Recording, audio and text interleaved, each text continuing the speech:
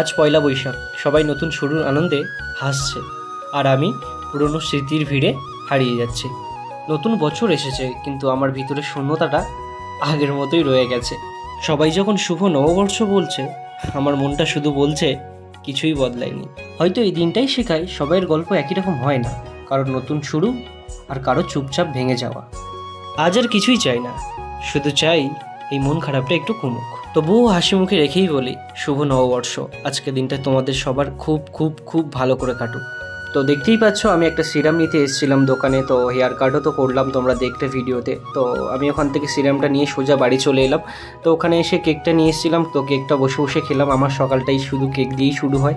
তারপর দুপুর হয়ে গেল, তো ঘরে গ্যাস নেই, তোমরা তো জানো, এখনও গ্যাস ভরতে পারিনি। আর কালকে তো ভিডিও দিতে পারিনি, আমি তোমাদেরকে কি বলবো। তো ওখান থেকে সোজা হোটেলে আসলাম, হোটেলে এসে দুপুরের খাবারটা খেলাম। খাওয়ার পরে আমি আমার দিনটা এখানেই শেষ করলাম। আর তোমরা খুব ভালোভাবে থাকো।